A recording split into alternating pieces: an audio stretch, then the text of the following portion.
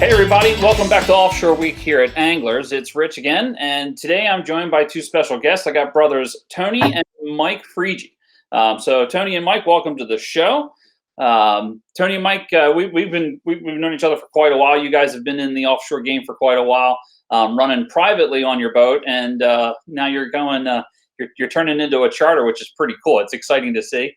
Run a boat called the Hammer Down. I'll let you guys talk about that in a minute. But today we are talking about swordfish fishing. So growing in popularity over the years, definitely something that's, more and more people are getting into, but not exactly the kind of billfish fishing most of us are used to.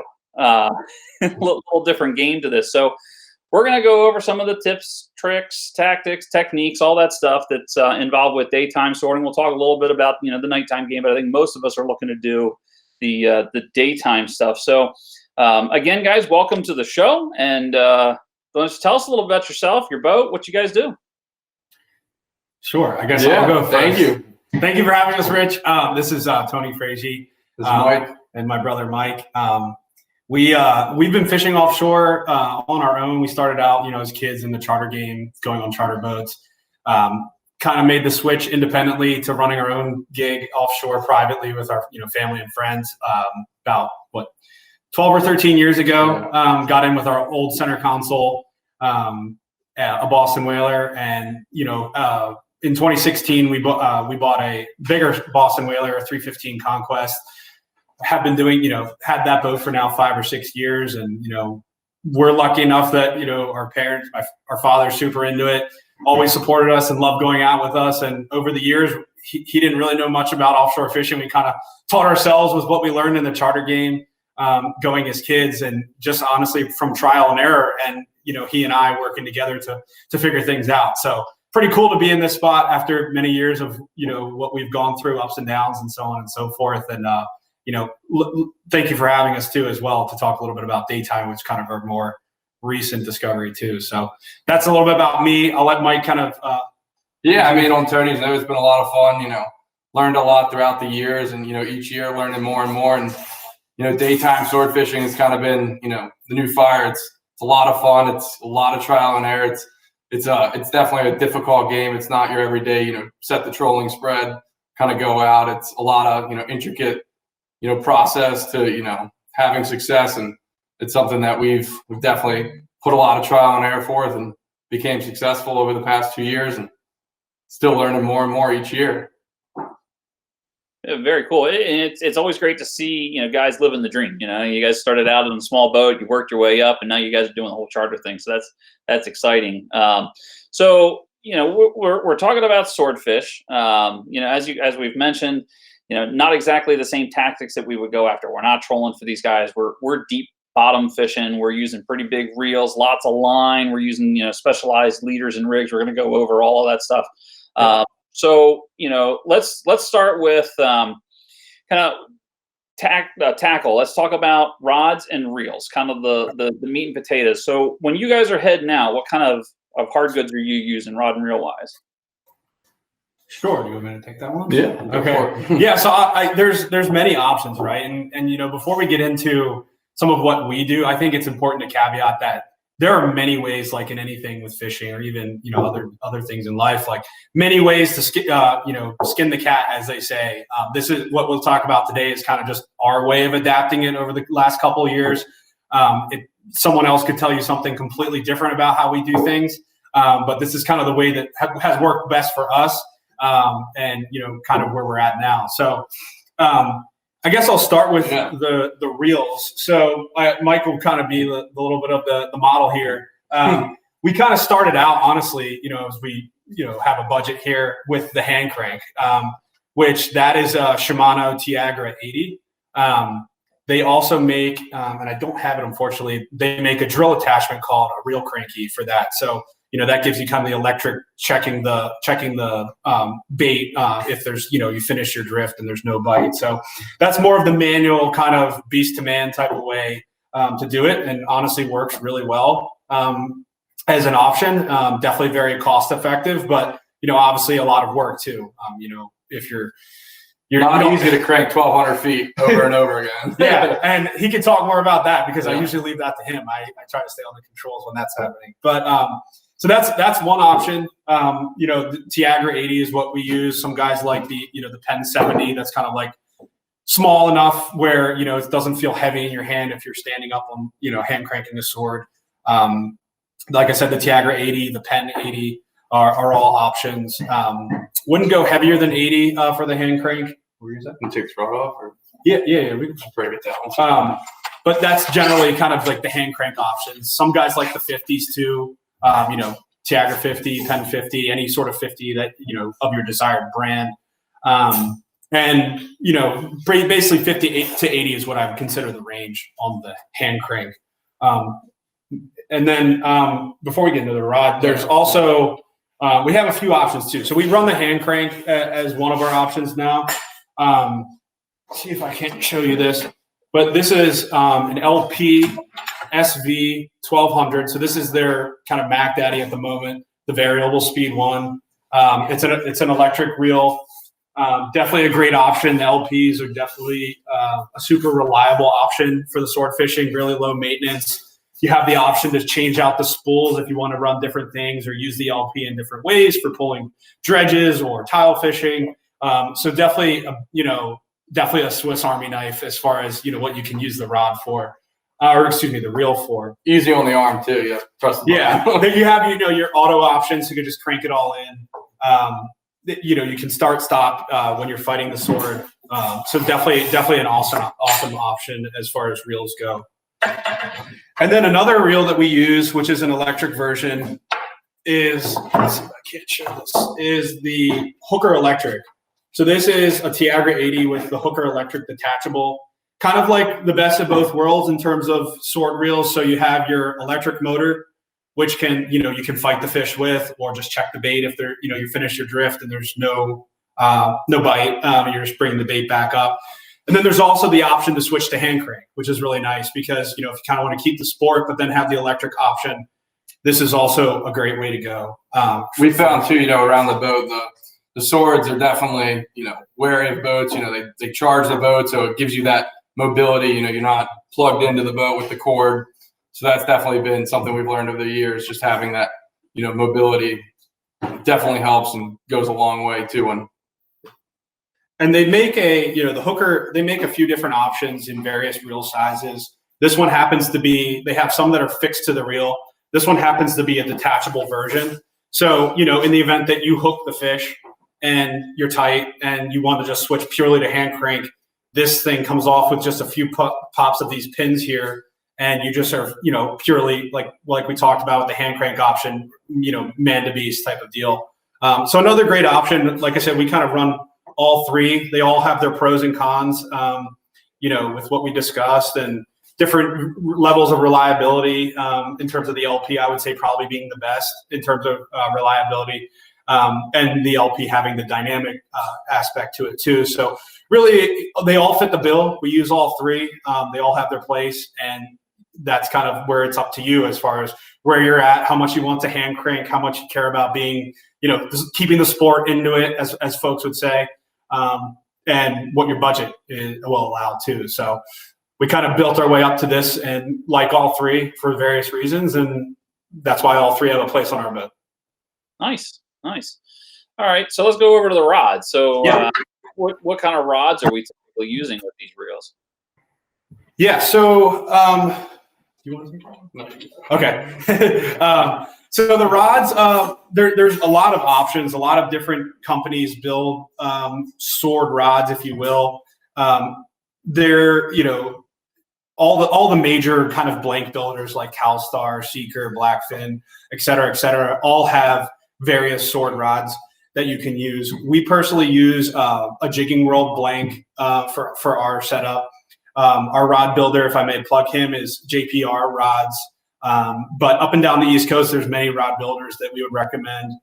Crafty One's another popular one, Joey's Rod Building, et cetera, that all can build you the rod that you need. Like I said, we mainly use this Jigging World blank. We've been really happy with it. A couple things that you look for in a sword rod is you want kind of as you see here, a very soft tip to detect your bites if the sword is whacking the bait or swallowing it. You also want a good parabolic bend through the blank. So swords, as we'll get into, have very soft mouths.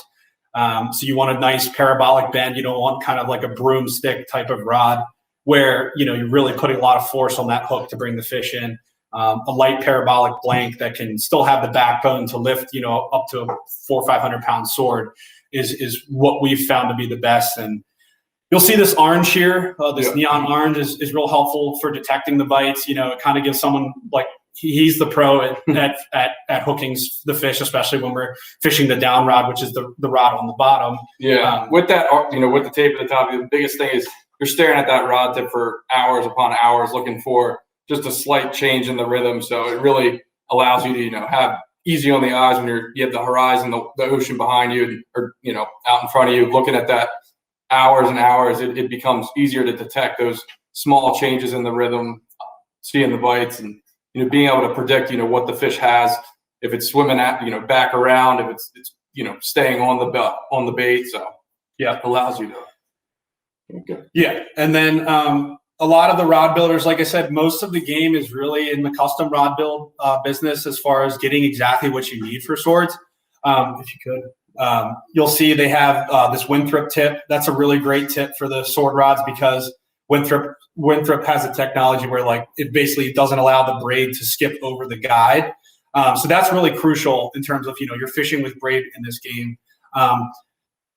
To have the Winthrop tips is really what we'd recommend. And then you see the rest are ring guides, right? So kind of in the same vein as the tip, you don't want a bunch of roller guides where the braid could slip over the rod and potentially lead to a lost fish. So the rest are ring guides all the way up to that Winthrop tip. So yeah, that's basically the rundown on the rods, the different blanks you can choose. Like I said in the beginning, there's many options, right? You can go with a CalStar blank. Everyone's using different options. It's really where you see you fitting in the best and what kind of fits your game and style and adapting it from there. And that's kind of where we're at now. And so most of the rods are bent butt. We're leaving these in the rod holder most of the time. Are you guys ever taking these out and putting them in belts and fighting with the fish? Or are you, do you ever use a straight butt rod for these? Let's talk about the bottom end of the rod. Sure. Yeah. So, do you want me to? Yeah. So that's a good question, Rich. There's a few options here, right? So with the LP, for example, these are all number 4 butts, right? This is a number 4 AFCO long butt. This is mostly a gunnel rod. I mean, you're not lifting this 20-pound reel and strapping into it. So these mostly stay in the gunnel in swivel rod holders. You can use varying degrees, 0 degree, 15 degree. We personally like a 0 degree rod holder so it can swivel anyway with the fish, but this is more of your gunnel rod setup, truthfully. As you get into the hand crank game or even the hooker, which is kind of like both, right? This is actually, the LP was a number 4 long. This is a number 4 AFCO short bend butt. Mm-hmm. So what this allows is it still fits in the gunnel fine. You can still use it in a swivel rod holder. But if you strap into it, you don't have this really long butt way away from you in the belt. And so the reel will be really far from you when fighting the fish. And so the number 4 short gives you that kind of best of both worlds where you can just fight out of the gunnel, though it's a little bit shorter and tighter to the gunnel of the boat. But when you strap into it, it's not very far away from you, making the angler very uncomfortable while fighting the fish. So, Winthrop too, we personally don't have them, but they have those adjustable butts that are cool. And they have that new, the T10X butt, which is, and it's basically a bent butt, but it has varying degrees you can set in whatever sort of degree you like. So we personally don't have them, probably in the budget down the road. But another great option if you kind of want to change that rod tip angle as you're either fishing the bait or fighting the fish. For whatever fits your taste. So that's kind of the basic rundown on the butts. Okay. All right. So we've got a reel, we've got a rod. We need to spool it. So these fish are pretty deep. You've mentioned braid. Give us a rundown on from the spool to the hook. How are we setting these up? How are we rigging an 80 with the rod? Sure. Yeah. Do you want You just keep going. You sure? Yeah. Yeah. So there's a few, I guess, starting with the line, right? So all of the braid we've found up here in the Northeast or Mid-Atlantic is 80-pound braid. So there's a few options there, and that's what we're going to start with on the reel. In the hand crank or the hooker electric game, where you don't have a counter of the line, we personally use the Power Pro Depth Hunter 80-pound braid. The advantage of the Power Pro Depth Hunter, which you can't really see in the bottom of the spool, but it changes every 25 feet to a different color. And so if you're fishing it on the bottom as the down rod, or if you're fighting the fish, how many colors you are away. It helps you gauge your depth. So if you need to come off the bottom 100 feet, if you come up four colors, for example, that's where you're fishing in the right spot. And that too, we'll obviously get to that question, but moving your bait up and down, keeping it constantly moving, at that depth. The fish are down there, but they're looking for movement. Obviously, we'll talk about the lights and stuff. That's to constantly keep the your bait moving, but knowing you're not bringing it up 250 feet. Knowing you're bringing up 50, bringing up 100, keeping it constantly going up and down as you go with your drift as well. Where you are in relation to the bottom. So that's where the colors definitely help you in gauging. And then, so in terms of like the hand crank color game, your Power Pro Depth Hunter, like I mentioned, in the 80-pound is a great option. The Daiwa makes a J braid. I believe the colors change every 33 feet. So that's another great option that some guys like. But in terms of the hand crank game, definitely recommend going with a metered braid so you know where you're at off the bottom, et cetera, et cetera. The LP's advantage is that, you have this line counter, which isn't lit up now, but when it's plugged into the boat, how many revolutions the reel is away, and it's roughly a foot, depending on how you pack the reel. So that personally, we use Suffix 832 as our braid of choice. But, again, a lot of guys like the Momoy Diamond Gen 3, so on and so forth. So again, it's really like what braid you like the most. We found these two to work for us well, but there's plenty of other guys fishing other types of braid that would disagree with us. So, and again, I should mention too that these are all solid core braids. So you can use hollow core. That's mostly in your tuna trolling setups, as you know well, Rich. But most of what we use is the solid core braid, for the reason being that you want the depths you're fishing at. You want it to be the scope in the line to be as minimal as possible when you're 1,200 feet away from that weight or 1,500 feet away from that weight. So we choose the solid core, though. I'm sure there's some people out there using the hollow core just fine as well. And mono too. And mono, yeah, I'm sure. So yeah. Anyway, so then coming back to your question, Rich. So we start with 80-pound braid. What we like to do, and I think you and I talked about this, is load the spool as much as possible while leaving room for the top shot, the wind-on leader. So I think, I don't know off the top of my head the depth, the line capacity on the various reels, but you want to try to load the spool as much as you can so that way you have a full spool.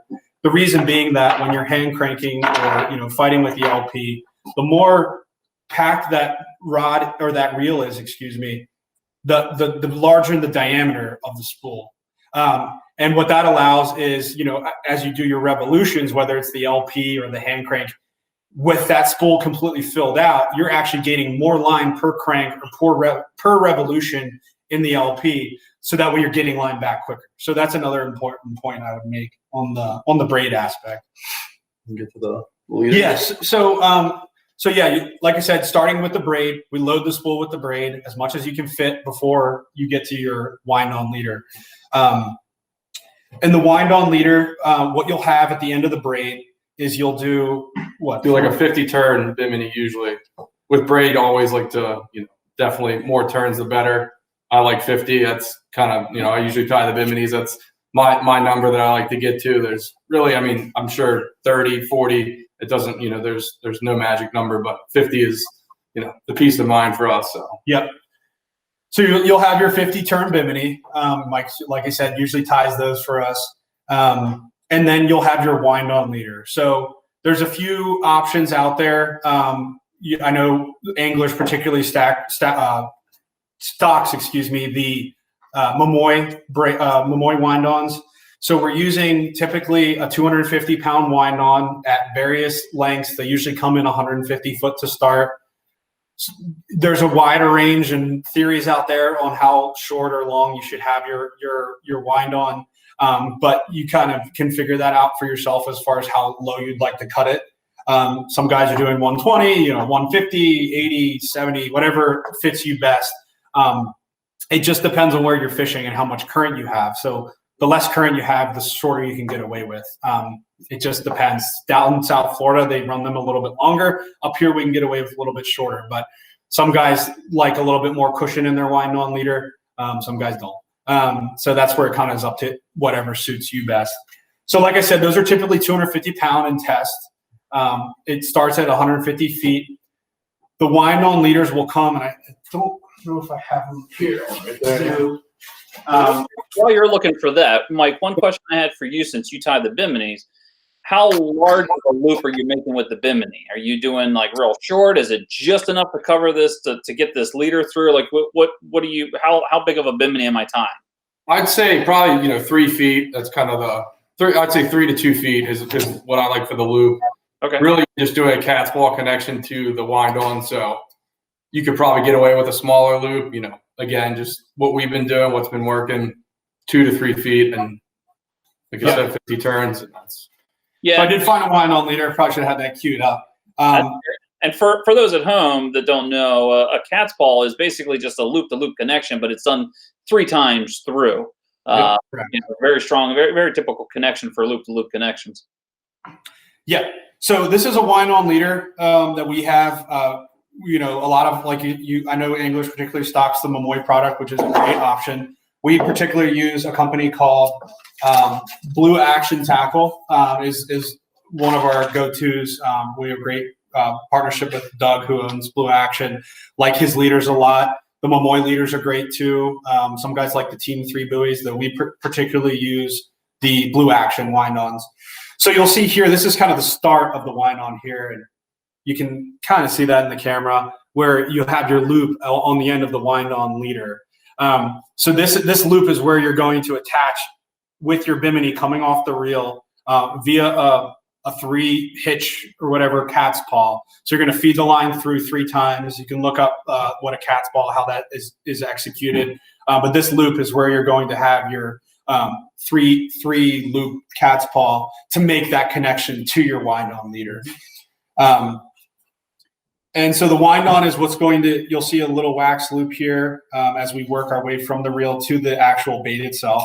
It's kind of hidden with this tag here, but you have your connection for the weight. That's usually right after this loop on the wind-on. And again, various lengths as far as the mono goes from that connection all the way to where you'll have your bait. And then that's where you're going to get to kind of like your terminal gear. Before you get to the terminal gear, do you want to take the lights? Sure, yeah. So yeah, we do like to run our lights. Usually, I would say the first light is between 40 feet. You can, if you're running 2 lights, 3 lights, we like to do 2 from the bait. So we get that first one at 40 feet, the next one around 20 feet from our bait. And, the colors, our go-tos, maybe this is a secret we cut out, but we start with the multicolor, the disco light. And then from there, you can either do green, blue. I'm not going to tell you which one we go there, but it varies. It's really just down there to create, something that the swordfish is going to see. You want, like I said, you're fishing in the abyss, so it's dark. There's no light. The slightest bit of flash, that's going to attract the fish in there. So yeah, 40 feet. You're running 3 lights. I'd probably start a little higher up, go at 60 feet, 40, 20. But it varies, it's what works for us. And yeah, and the color, as Mike alluded to, the colors is something like we talked about that varies. So they come in, purple, green, blue, white, disco, whatever. The more experienced people that I talk to in South Florida, who are in this game say that some of that stuff really does not matter as much as you might think it does. So whether you're running blue or purple or multi or disco, we haven't really seen quite a pattern in terms of what you would choose there. Some guys stay away from, the reds of the world because they don't penetrate in the deep as much as some of the other colors like a green or a blue or a purple. So that's kind of the only thing I would say is more of a weaker link in the bunch. But like Mike said, I mean, down there, they say swords have kind of, if you've seen the movie Predator, have that like kind of predator vision, right? So they're looking at kind of like heat signatures and some of that UV infrared type of light. So these lights are kind of the attractant, right? They're kind of bringing them in on what's going on, and certain things that they feed on even emit light too. So it's kind of looks like, a school of bait fish or what have you to kind of allure a sword towards your bait. And that's why those lights are key, and it's good to keep them fresh too. If they start to get dim or, the battery's running out, depending on what kind of light you're using, you might want to replace them because it's a crucial part of the setup. In terms of the brand too, we didn't touch on that. There's various light brands, cheap, expensive. We particularly use the LP Duralights for our setups. It depends on what the budget again entails and what you're comfortable with. There's plenty on Amazon, et cetera, that you can purchase, and Anglers will offer a suite of lights as well. So that just depends on what fits the budget, and we particularly have liked the LP Duralights in terms of not only durability but also the ability to go 1,800 feet and not crack under pressure. I guess too, the other thing is they're fastened with rubber bands at those various lengths. The lights are already on the wind-on leader before you get to the bait and your swivel, so they're on there, and then you just position them basically with rubber bands at whatever length. So when you do hook up and you do have a fish on there, as you get to the lights, they're going to break off in the rod tip, cranking through them. That we'll get to that, but that's a crucial part. So they have, Mike called out an important part. You can't really see it in the camera, but they have a little like metal attachment here. So you're actually going to, depending on 2, 3, whatever, one light, you're going to actually feed the mono through that light. So it hangs on the wind-on leader, and then use a rubber band to attach it to your wind-on. And then when that, the sword's coming up and you're tight, that light reaches the rod tip, the rubber band breaks off, and it slides down to the swivel or the fish. So then you're crimping, right? We're getting to the end here. We particularly like the Momoy aluminum sleeves. A lot of people like the copper sleeves as well, the double barrel copper sleeves. This is actually one we cut off recently, when we were done for the year. But you can see, we have our aluminum sleeve here. You're going to have a piece of chafe tube, and then you're going to get to your swivel, right? And then you have your terminal end. So, definitely chafe gear is a pretty crucial part. We think, any opportunity for the fish to chafe or break off, especially in a long fight, we will try to prevent as much as possible. So pretty crucial there. Avoiding the crotch breaks too. Yeah, avoid the crotch breaks. Maybe it's extra, but, it's just better peace of mind. Right. And then we definitely, when we crimp, we burn our ends here too. So burning the ends is when you crimp, you have your little tag end of mono and you burn that down. To create a little mushroom, so in the event the crimp starts to slip, you'll have that extra kind of solidified connection there. When we're doing that too, with our smaller tuna trolling setups, we use a smaller, we like the Jinkai crimpers in particular. This is a kind of, I think they call it a swage crimper by Momoy. So definitely crucial to have one of these on board. It's hard to show the crimp, but it makes really flat, clean crimps. Definitely helps you get that secure connection, and kind of gives you that bench crimper type connection too, offshore. So definitely spending the $120 on a set like this is worth it in our mind. Do you want to talk about the swivel? I'll think you did too. So yeah, real quick on the swivel too. We like, you definitely want like a good ball bearing swivel. I believe this is a 550-pound swivel. Definitely good to have a nice clean ball bearing swivel. You can see it's kind of rotates freely, really helps the bait kind of present in a nice way. Definitely a crucial part of the setup, not only from fighting the fish to also making that bait look really natural in the water as it kind of drifts by the fish. So definitely good to spend the money on a good set of ball bearing swivels when you're doing this for both fighting the fish and bait presentation. On the bait, I guess. Sure. Yeah. So on the bait, so starting with your bait, right? There's a few options. We've caught them on various baits.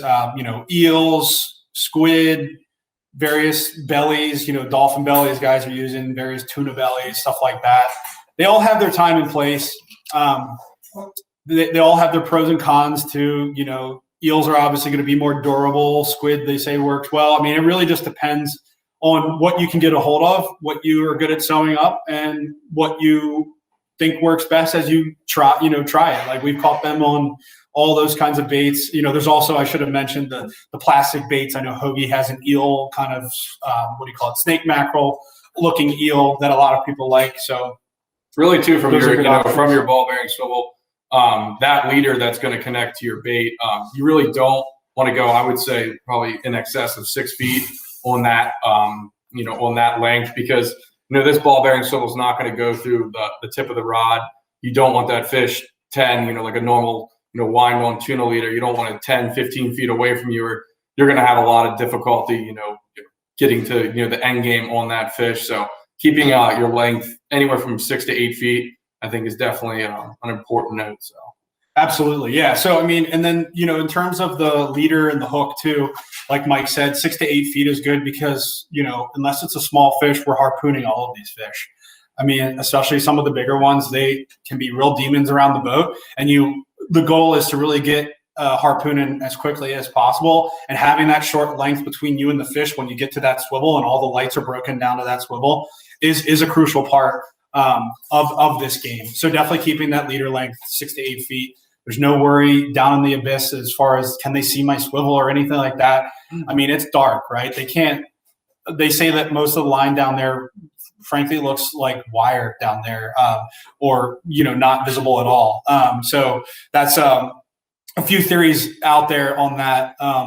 And I wouldn't worry about that at all. If you have 12 to 15 feet, that swivel is going to hit your rod tip, and that fish is going to be still 15 feet away and not really in comfortable dart range for most people. And that's how accidents happen too. Forget losing the fish. I mean, that's how people hand line and go overboard or what have you. So keeping that leader length short.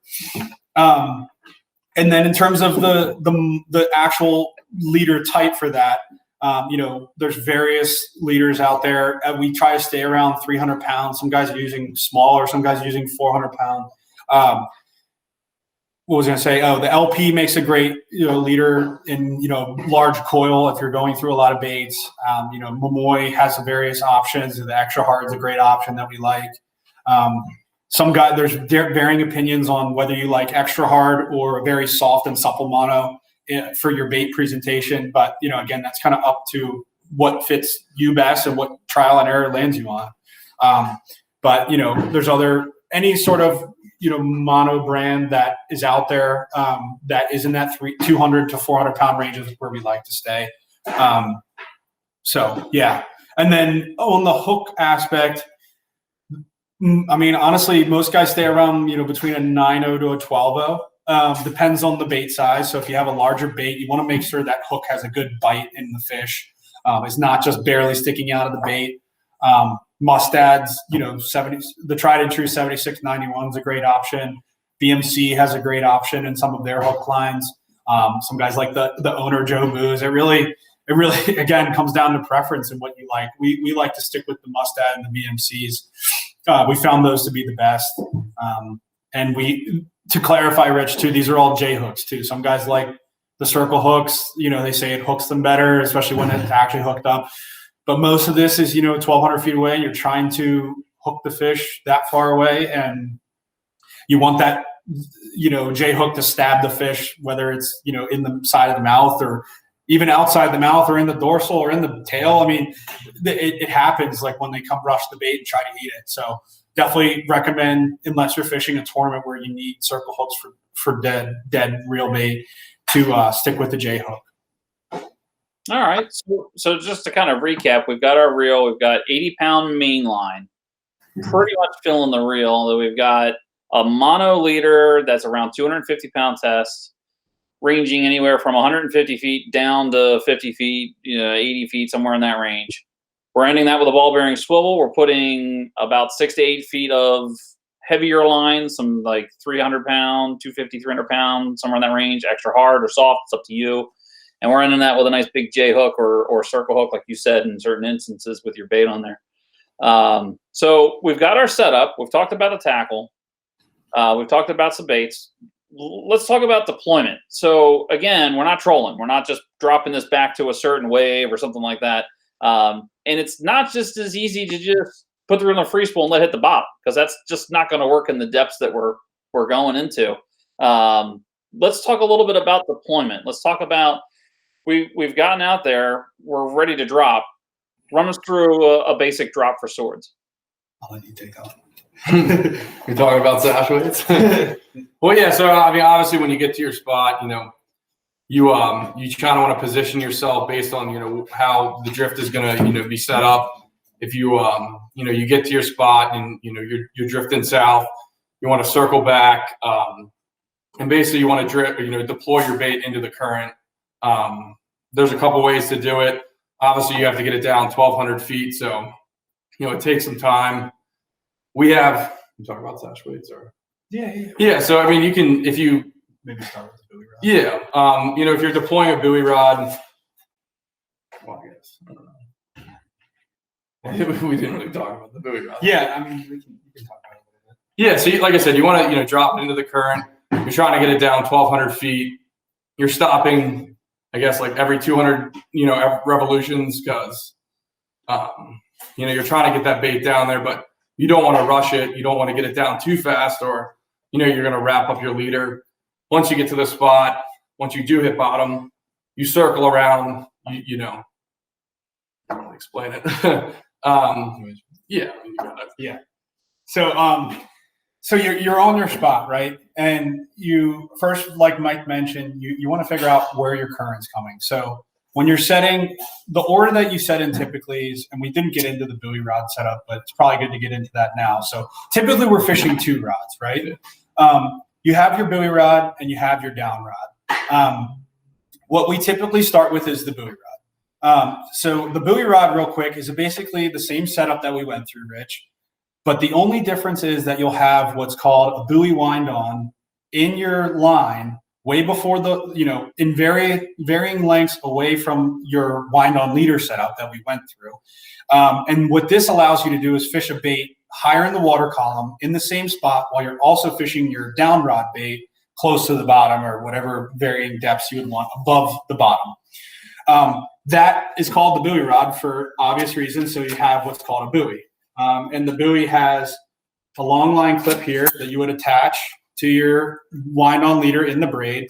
And again, at varying lengths away from your actual bait and the weight. Depending on your spot, you're probably fishing, 600, 800, 1,000 feet from the buoy to your weight on the wind on. And those buoy wind-ons get connected on both sides via, the same Bimini that we went through with the cat's paw. Momoy has a buoy wind-on setup that you can add to your line. Blue Action Tackle, like we said, is our go-to. He offers a great set of buoy wind-ons. So again, you varying lengths away from your weight and your bait on where you have this buoy floating on the surface, right? So this is the first rod going out. As Mike mentioned, we're starting into the current, right? So you're going down current, you're spinning the boat around, and now you're drifting. The current's pushing the boat this way, and you're drifting up. You're motoring up, let's say 1.5 to 2.5 knots into the current, and you throw your bait in the water, right? So the bait's drifting behind the boat. You're letting line out, the bait's going away, and then you get to your weight, right? So as I told you, you have your wind on, the bait's in the water. You have your wind on going out. Your swivel's out in the water. You're going to attach the bait. The weight has a setup here, 6 to 12 feet of mono here.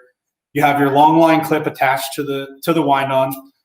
And then you're deploying the bait. It's now varying lengths depending on how short you cut your leader away from the boat. Then you throw your weight in the water, right? So you're still motoring the boat forward. Your weight's going kind of like, how do I do this on camera? Down in like a triangle, right? Like a 45-degree triangle away from the boat. As the boat's motoring away, you have your weight and bait kind of floating down, lines going off the spool. And this is also where that metered braid or the LP counter comes in handy. Because like Mike said, and he's the guy that does this, he's the rod guy, he's the pro. You want to stop that bait for a few seconds as the boat continues to move forward, just by like putting the drag up for 2 to 3 seconds. So you allow everything to catch up, right? Yeah, because this thing's going down, and you don't basically want that weight to catch up ahead of the bait and have the bait twirling around the line.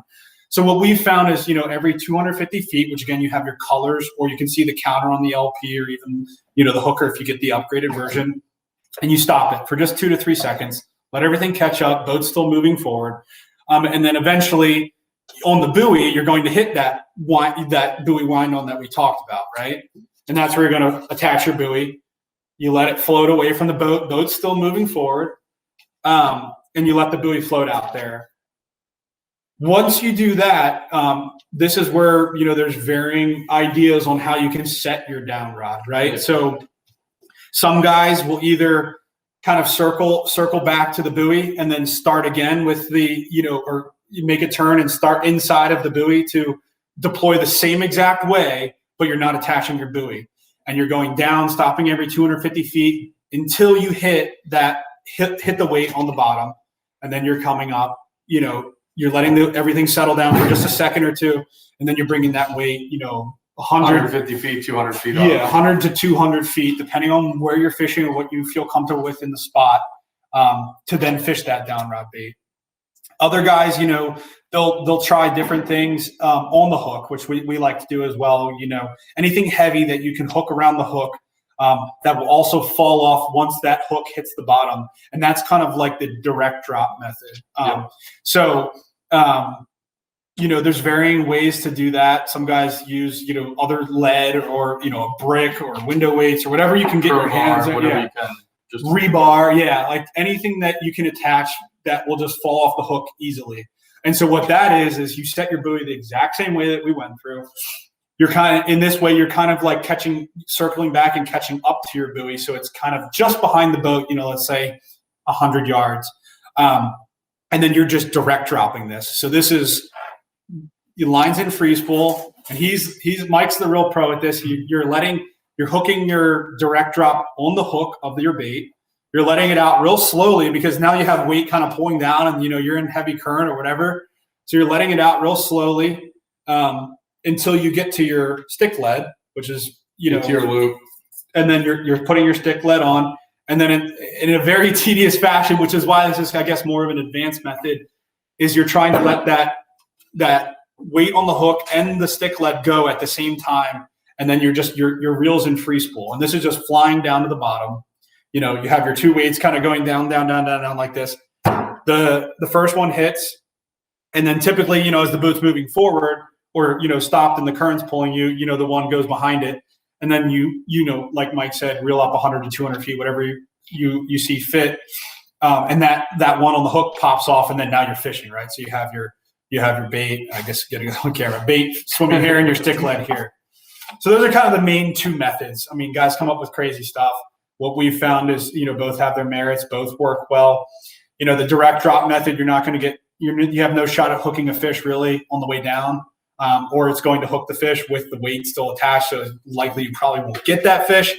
But obviously the direct drop's a little bit quicker than the buoy, or than the not direct drop method. One thing we should have mentioned too, I guess this is the part where the weights kind of came into play. Weights, vary again, like we talked about. Some guys are using, depending on the current and how rough it is, some guys are using 8, 9 pounds, 7 pounds, 6, 5. It really just depends on the current and the conditions and what you find to be best. I mean, some guys prefer heavier, some guys prefer lighter. We kind of change that based on, how heavy the current is, how vertical we want everything, and kind of what's working. So that can vary. 5 to 7 pounds is typically the range we stay in. Yeah, and basically, the best thing with having choosing your weight when you're fishing, especially on your down rod, you really want to have as much of the scope out of the line. You want to be able to see those bites. Normally, when you have a lot of scope in the line on your down rod, it's going to be a lot more difficult to see those bites. It's going to be very slight movements as opposed to you get the scope out. You're basically up and down with your bait. You're going to see those swordfish come in, give a good whack on your bait. You're not going to see them as well when you have a lot of scope. So. All right. So I know that was a lot of talking, Rich. What questions do you have? But there's a lot to it, and I think a lot of people are intimidated by this. This is all great information. So we've got our bait down on the bottom now. How often are you guys bringing a bait up to check it?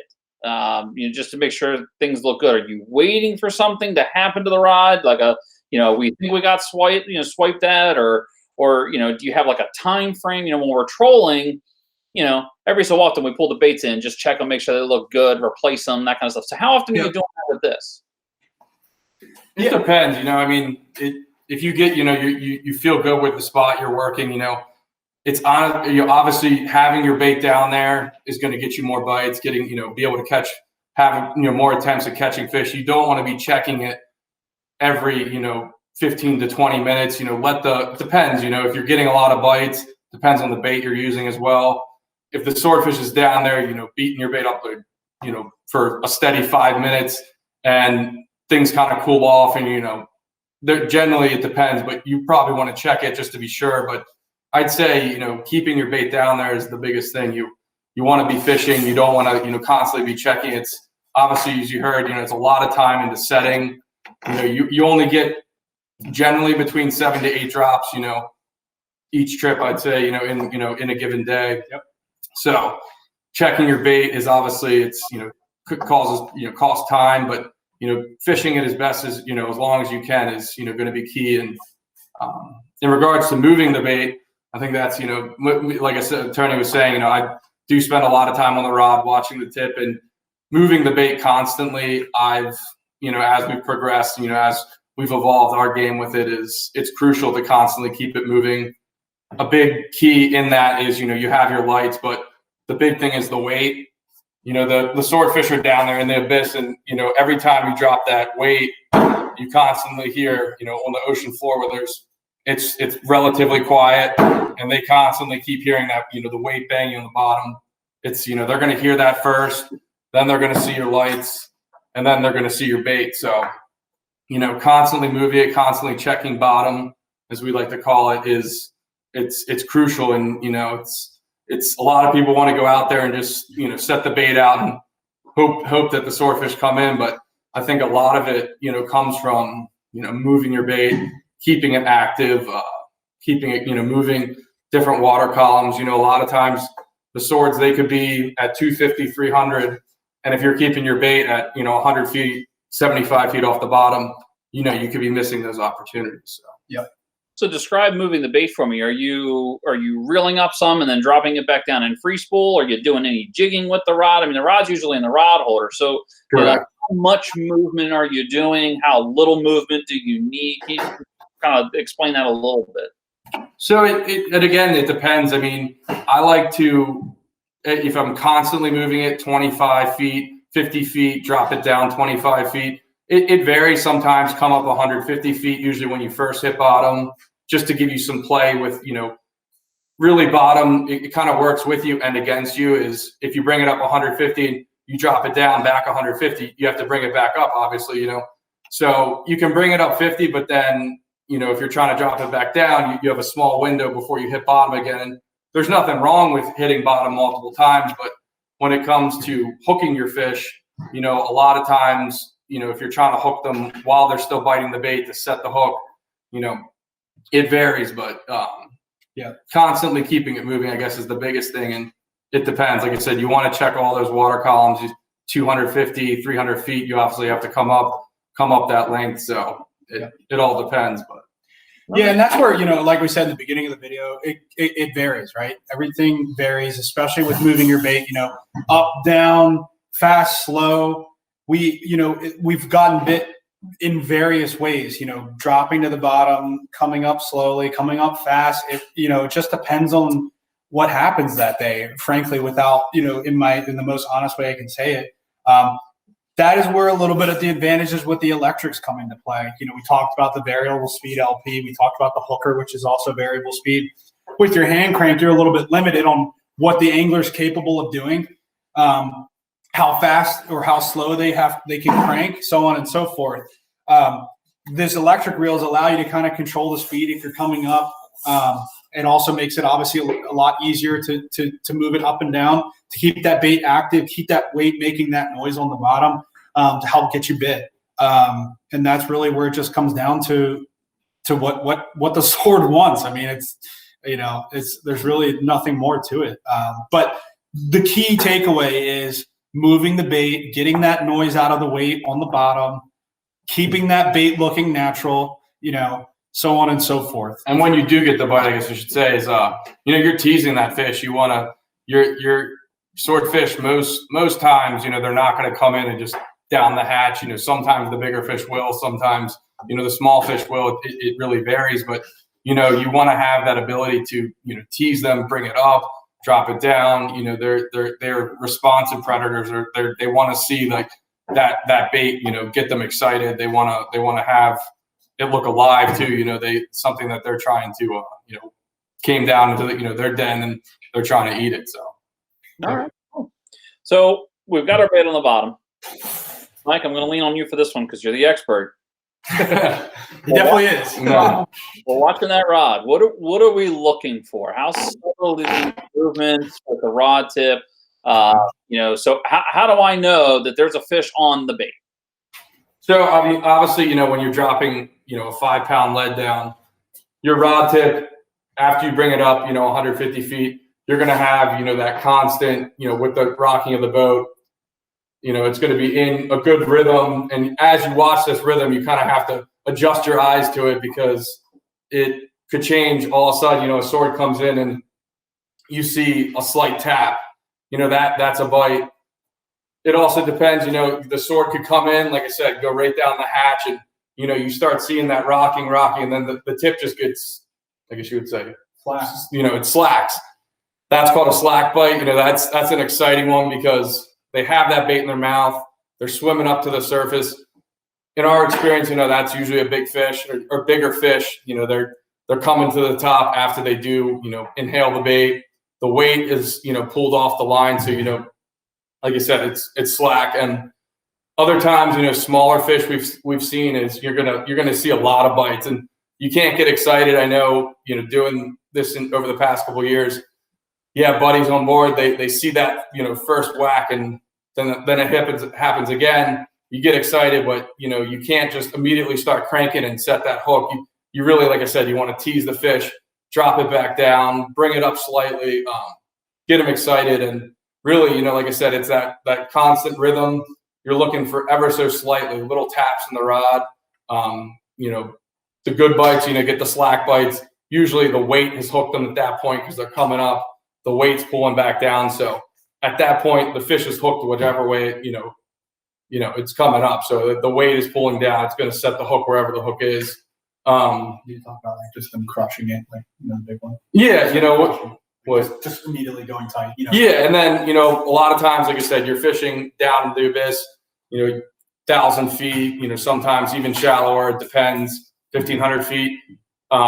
There's also big eyes, not just swordfish, which that's kind of like a bycatch, I guess you could say. But that's always a bonus is a big eye.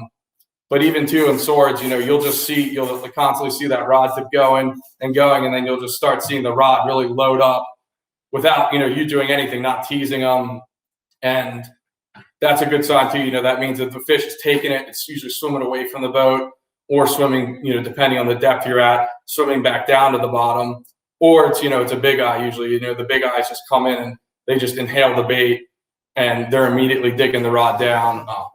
So that kind of covers the. Okay. All right. So, is there any special techniques to hooking up? I mean, once you've said you kind of had to tease that fish, at what point are you cranking? At what point are we setting the hook, so to speak? So yeah, it all depends. Like I said, you really, it depends what the bite is like. You don't, like I said, you don't want to get too excited, but you want to give it some time. Like marlin fishing, you see that bite, the billfish comes up, whacks the bait. You normally drop the bait down or back to them and, wait, call it 5 to 6 seconds, pull your drag up, that's marlin fishing, but similar tactics when sword fishing, you want to tease them. They're all different.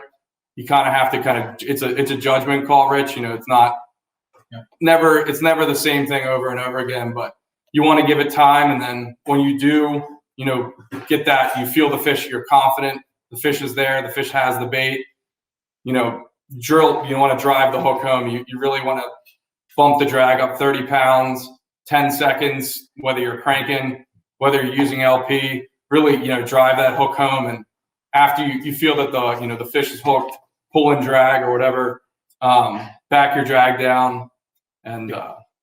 Yeah, I think on the, one thing I'll add to what Mike is saying, as far as, you get a bite, based on the 3 scenarios that we covered, it changes, right? So if it's a slack bite, or it's, the slack bites when the rod tip just came free, or if the fish just piles on the rod and the rod just loads up, those are usually times where you just jam the drag up, engage the fish, hook the fish, because he's already got it, right? He already got it. He already swam the weight up, or he just drove that hook in, whether he was foul hooked or swallowed the bait, came in hot. Those are typically times where you're not teasing. You're 30 pounds, 10 seconds, hooking, getting tight, get that hook driven well, which is another important part. And, get it settling in for your fight.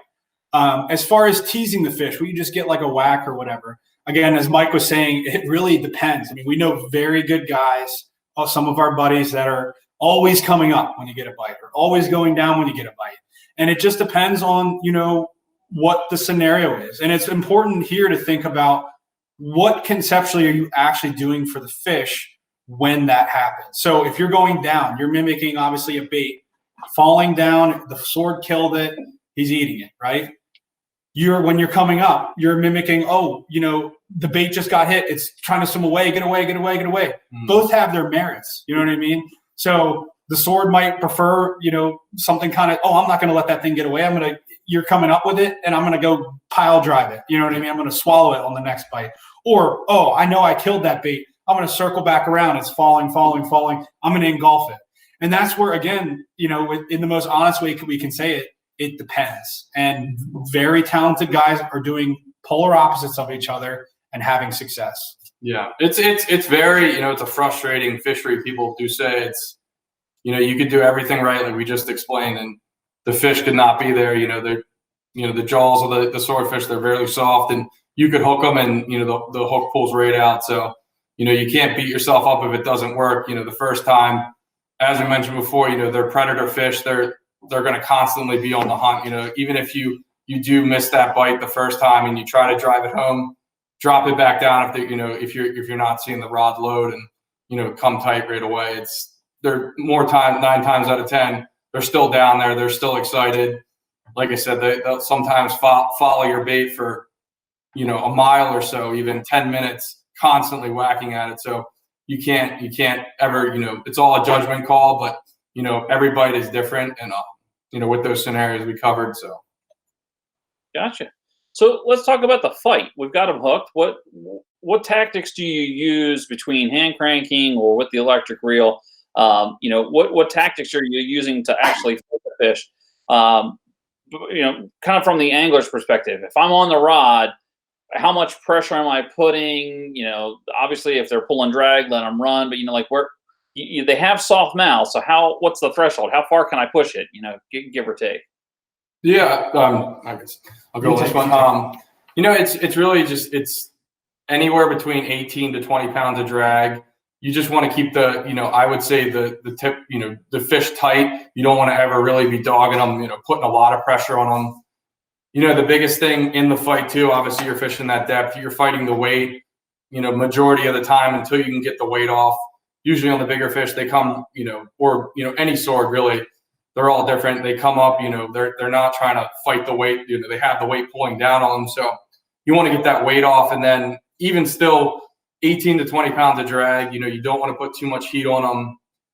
As they get closer to the boat, I mean, we could tell you it's chaos. They'll charge the boat.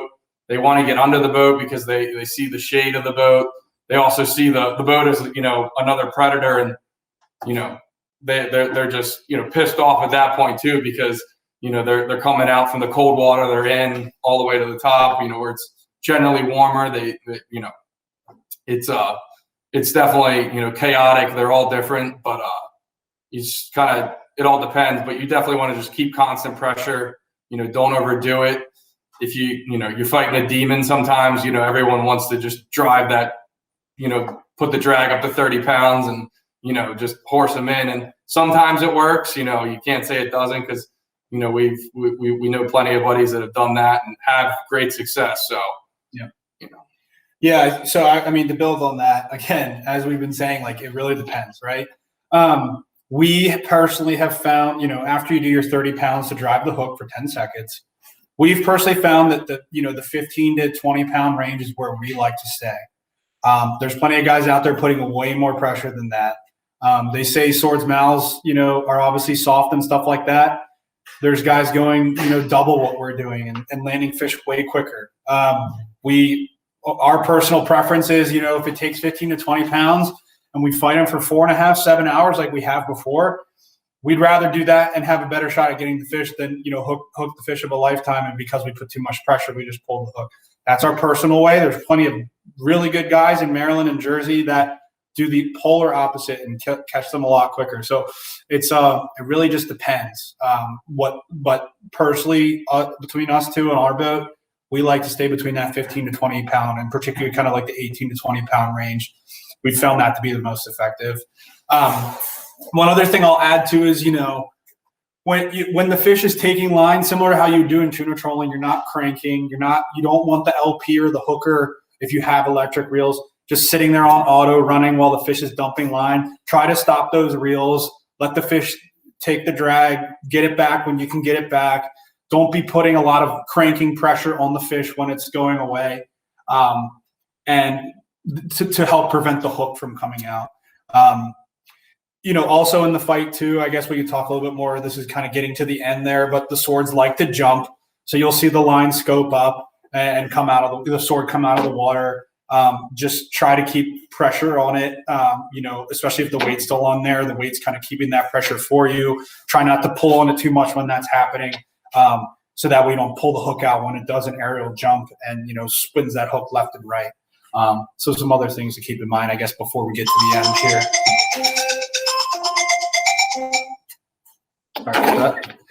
Let's talk about the end game. So, we've got them close to the boat. Their bills are pretty big. And like you said, they can be kind of dangerous fish boat side. Any tips that you guys have on kind of handling these fish, like I said, towards the end? I know you had mentioned the harpoon. At what point does the gaff come out? That kind of stuff. How do you handle these guys boat side? Yeah, so in terms of boat side, one thing I should have brought up too is like our personal preference is we have a harpoon. We have a lot of line lat harpoon. Our setups are like 1,500 feet of line. Definitely prefer that in this game so that way your sword can come completely back to the bottom and you're prepared to land it. But on the harpoon front, we typically have the harpoon rig as soon as the baits get deployed. And I know that sounds extreme. You could be dancing around a harpoon and basket all day without a bite. But when, shit hits the fan and you get the hook up, the last thing people are thinking about is a harpoon. So having them ready to go, if it's a big fish, probably 2 harpoons. Some guys even like to have, a snap swivel and a rod ready to go to attach the end of the harpoon if it's really a monster and it's taking a lot of line. So those are some lessons that we've learned over the years. And like I said, we haven't always just hit home runs here. When we started out in this game, we hooked an absolute monster, and we only had, a couple hundred feet of harpoon line, and it took it all, broke the line, took the harpoon ball under, and we never saw it again. And that was easily probably, over 500 pounds compared to some of the ones we've caught. And, that's part of like the lessons learned, having that line, having the harpoon ready to go, ready to stick the fish, ready enough line where it could go a country mile and still be attached to the boat, and stuff like that. So definitely a crucial part, having that thing ready to go, having your gas ready to go, having a tail rope ready to go, all things that you need to reach for as soon as things get close and the fish is ready to come in, that you should have ready to go. And I can't stress that enough with the way we do things, that we have the harpoon ready to go, the tail rope sitting on the seat ready to go, and the gas ready to, stick the fish as soon as it comes in. In terms of the end game, you're trying to keep the fish away from the boat. It likes to go onto the boat, as Mike mentioned. You have your harpoon man, you have your reel guy, kind of like separate duties. Keep the harpoon guy away from the line. So typically, if the fish is swimming, behind the boat, you want the harpoon guy kind of in front or towards the transom of the boat in relation to the reel guy. So that way he has no shot of hitting the line. Like I said, a lot of line on the harpoons. There's a few harpoon brands I guess we can quickly touch on. Poon, LT Marine, who else? Scourge of the Sea, various other brands that are great out there. Those are the top, probably if I had to pick three, would probably be the three I'd recommend. And 8-foot or 10-foot harpoons is typically what people are running. Typically 2-piece or easier on the smaller boats, 2-piece that you screw together. Having your harpoon set up ready to go. And so, the fish is kind of inching up. Again, it changes, right? He could air out and he could be swimming on the surface and you're backing the boat down to try to get on top of that fish. Again, as we stress, getting the harpoon in early. Sometimes they just come up easy to the boat and you just gain line slowly and you throw the harpoon 6 to 8 feet under.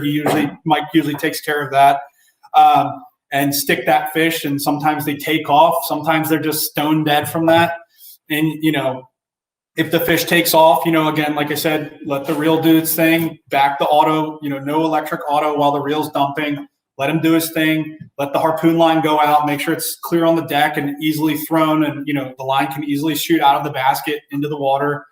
And then, depending on when he settles down, whether it's 500 feet of harpoon line or, stone dead, just keep the reel kind of going, bringing the fish back up, get your, your first gaff in the head, to control the fish from going back down. And then your second gaff man will come stick the tail. And then you should have the guy, the third guy, whether it's the guy on the reel or whatever, coming with that the tail rope line, cinching that tight on the tail with, looping it around and pulling through and tying that to a cleat. I can't stress all those steps enough. It's all has to happen in a fluid motion. Everyone needs to know their role. Everything needs to be laid out on the boat, ready to go. Because if you're not, that could be the difference between, a 5-hour fight being successful and not being successful. Those crucial moments. That's generally the setup we like to have. 2 poons if it's a big fish, 1 poon if it's not. Everyone has their role. It's clearly defined, and that leads to a successful end game. And the other important thing too, as we've learned too, is always having some guy on the gears, depending on who you have or how many people you have. Until that fish is secure or stable, that guy does not leave the controls, because there's many times where we've thrown the poon and typically it's someone else, not us, driving. Mike usually is on the reel. I'm usually kind of offensive coordinator, if you will, in the cockpit. And so we've had some newer guys that we come with, and they get off the controls and the fish is going on the boat, and it creates chaos. So having that guy stay on the controls until the fish is secure, and not leaving there until everything is secure and the fish is stable. So, and again, there's no rhyme or reason. Typical, tuna comes up, you get a gaff in it, flip it overboard, but what a sword is going to do when you stick a harpoon in it or stick a tail rope in it varies. So you talked about staying on the controls. Is there anything special about boat handling? When we talked about like the deployment, going into the current and all that, typical pelagic handling when fighting the fish? I mean, you're bringing them off the deep. Is there any special boat handling that you're doing maneuver-wise from the time you hook the fish to the time you're putting that tail rope on? I didn't take that one. No, I mean, I think it just all depends. It's, as Tony said, like keeping somebody on the gears. The fish go crazy around the boat, so very unpredictable. A lot of times you're hammering the gears forward, trying to get away from them as they're charging the boat. It's not like your normal pinwheel of a tuna where they come up and it's an easy circle, or just keeping them right off the corner of the transom. They're a lot of times they could come to the surface, roll on their side, and you want to back down and really get that shot to stick the harpoon in them. So yeah, it's really just the fight, I'd say, is just kind of having somebody on the gear, but it really gets into when they're closer to the boat. It's just the having somebody always on the ready, and all the scenarios are different. So. Yeah, there's a few things I would mention. One, trying to stay down sea of the fish, so you're not fighting the sea with the fish. Especially if you have a big one, that sea, just the current pulling you away is really putting a lot of pressure on your drag. So it's trying to stay down sea of the fish, so that way the current's pulling the fish to you. So that way you're not fighting the current and the fish. And honestly, like Mike mentioned, you want to keep a decent amount of scope, which is kind of like line, in a triangle, I guess, away from the boat, where, it's not the line isn't close to the boat so it can rub on it, but it's also not so far away that if the sword surfaces 200 feet away, it's all the way slacked out behind you. If that does happen, if the sword does surface, typically that's when you want to try to back the boat down to gain some line back, or even get a harpoon shot before that fish decides to go back down. And it takes a lot of boat maneuvering, and definitely a skilled guy that you want, or gal on the controls to keep that line in the right position, away from the boat enough where you're not going to rub on the line, but also not so scoped out that it's just way out there. And that helps you keep good pressure on the fish.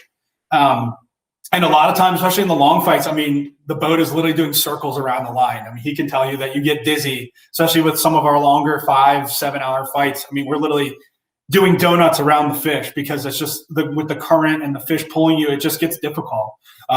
So whatever you can do to keep that boat down sea and in the right position is what we try to do.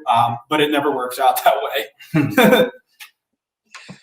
Well, very cool. I think the last thing that we can talk about is, we've talked about all the tactics to get these fish, but where are we going? So, we said that these fish are usually in pretty deep water. Are we focusing around canyons? Are we looking for certain ledges? Is there, without giving away secret spots, is there certain areas that we're looking to find these fish, or are they scattered all over? Yeah, truthfully, we've caught fish, in the most humble way, I guess we can say it. We've caught fish from our canyon range. We've caught them in the Norfolk all the way up to the Wilmington. Typically we target the depth range as kind of the foundation. So, they can be as shallow as 800 feet to as high as, 2,000, 3,000 feet. The typical depth range that us and others are fishing are, that 1,000 to 1,500 foot window. And then you want to focus on structure. What structure would actually hold the bait, hold the fish. It doesn't always in the canyon. It could be, between the canyons, etc. But finding that structure on the map and through some research is really how we started to identify where these fish are going to be, and where they'd like to be caught.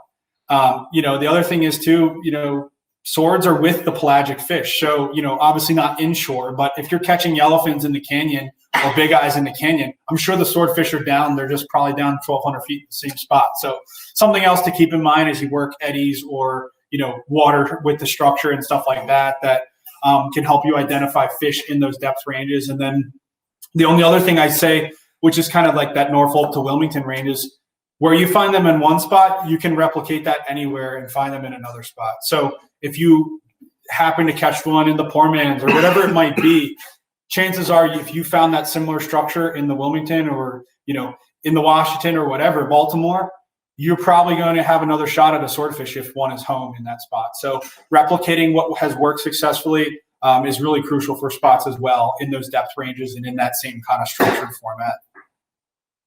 Very cool. Well, an absolute wealth of knowledge. We went over a lot of stuff. I hope this has helped answer some questions for our viewers at home. And Mike, Tony, I thank you guys for joining me. Wish you luck this season. And I think that about does it for us here. So make sure you stay tuned for the rest of Offshore Week here at Anglers. We've got a lot of other good videos coming at you with some rigging stuff, talking about lures and everything. We're excited to have you guys on the program here. Yeah, thank you, Rich. We Thank really you, Rich. appreciate it. A couple of things I'll quickly say too is if we are offering charters this year. If you'd like to experience it for yourself, my cell phone is 410-259-5441. Would love to have you. I know we plan to get Rich out on a fun trip here this summer with the COVID kind of lightening up and stuff like that. So we look forward to that with you, Rich. And thank you for all you do for us too, as far as taking care of all of our tackle and keeping us straight. So really appreciate you having us on, and really appreciate all you do for us as well. Yeah, not a problem. I appreciate it, guys. And yeah, absolutely. If you're looking to learn more about this stuff on the water, booking a charter with Tony and Mike on the Hammer Down would definitely be a good way to get some on-water experience with it. So, well, thank you guys again.